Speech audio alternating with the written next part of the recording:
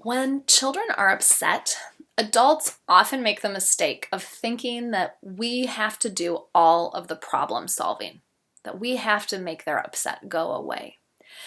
Instead, our role is to help children learn to solve problems on their own.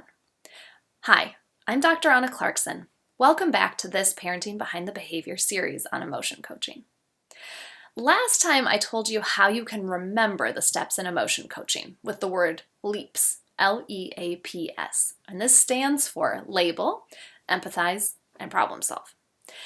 Today, we're going to talk about the third step in emotion coaching, problem solving.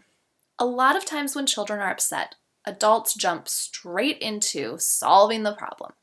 However, that doesn't work very well. Before children are ready to problem solve, they need to know that you truly understand them. And that's why it's so important to label and empathize with their feelings before you problem solve. Then, after we label and empathize with their feelings, we can provide a little support for our kids to problem solve. A lot of times you don't need to do anything more than just ask, "So, what do you think we should do?" A solution will work just because it was the kid's idea. One of my favorite examples of problem solving comes from a friend and her daughter.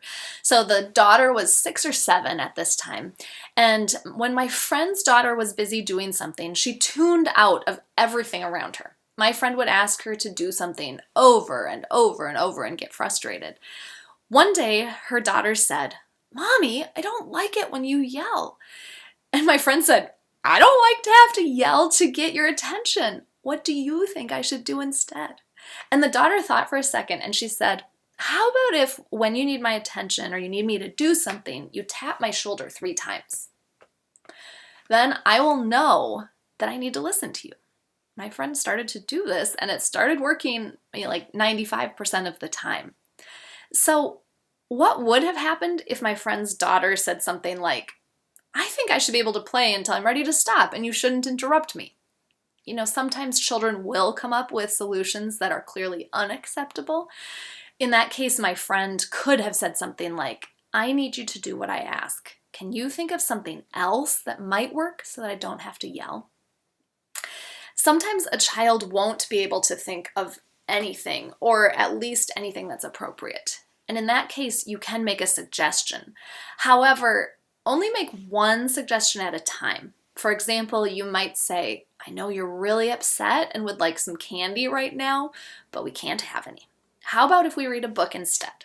And if your child doesn't like your suggestion, you can offer another one at a time. If you offer a few ideas and your child rejects all of them, then they're probably still a bit upset or stuck in their emotion, and they just need some more time to process that emotion before they're ready to problem solve. In that case, I would say something like, "I am all out of ideas. Let me know when you think of something." To conclude, we don't need to solve children's problems for them. We need to be there and help them figure out how to solve their own problems. Usually, we just need to ask, "What do you think you could do about this?" Children will often surprise us with the great solutions that they come up with. And if they need a little help, we can offer a few suggestions, one at a time.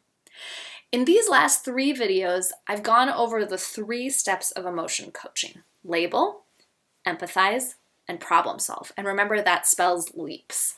Over the next week, try and use all 3 steps when your children are having strong feelings. Always remember though, don't push children to talk about their emotions when they're not ready to do so. Part of emotion coaching is being really sensitive to children's emotions, including not wanting to talk about something.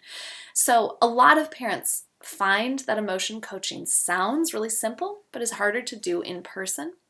In the next Parenting Behind the Behavior video, I'm going to go over a lot of examples of emotion coaching in action, and big and small problems. And I'm really hoping you can join me so that you can get a sense of how emotion coaching can work in lots of different settings. Take care, and I hope to see you next week.